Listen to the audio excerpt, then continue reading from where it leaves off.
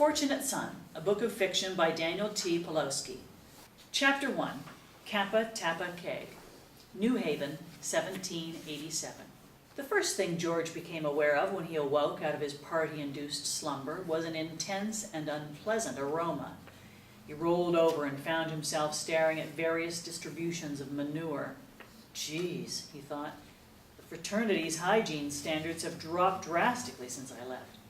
It was at that moment he noticed the horse and buggy that was parked directly above him. Ponderous.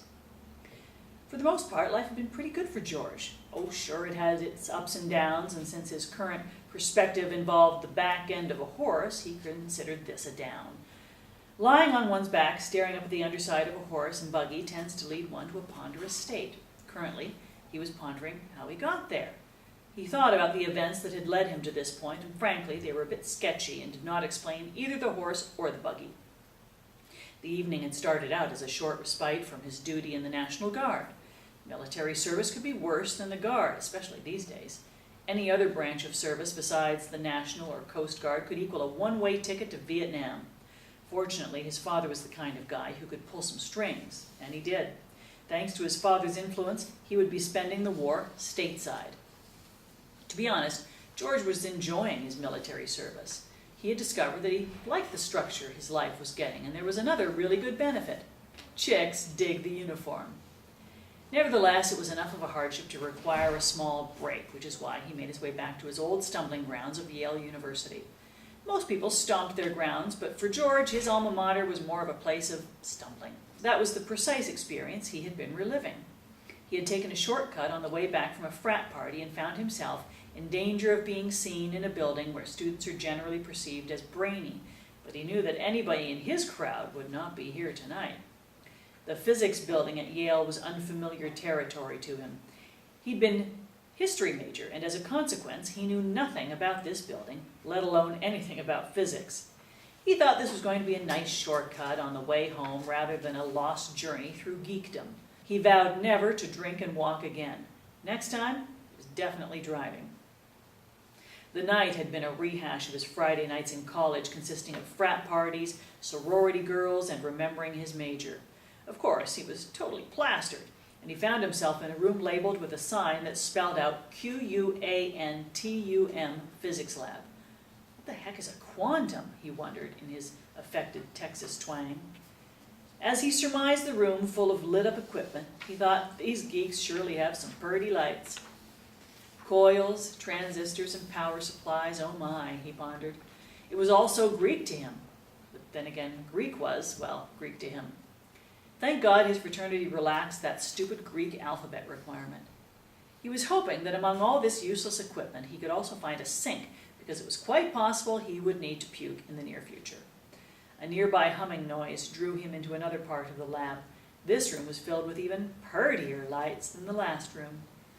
It reminded him of a Christmas past in Kennebunkport and the time he got drunk and crashed his old Nash into the harbor during the annual boat parade. Pleasant memories, he thought, as he stumbled closer to the humming noise. The dim outline of a large, coil-like structure loomed ahead in the dark. His legs began to shake. He was either becoming frightened or about to pass out from the punch. A few more uneasy steps forward, and it became clear the object was inanimate. It was this discovery that suppressed his need of killing it. In front of him now was a long, tube-like structure surrounded by a very large coil and emitting a loud humming sound.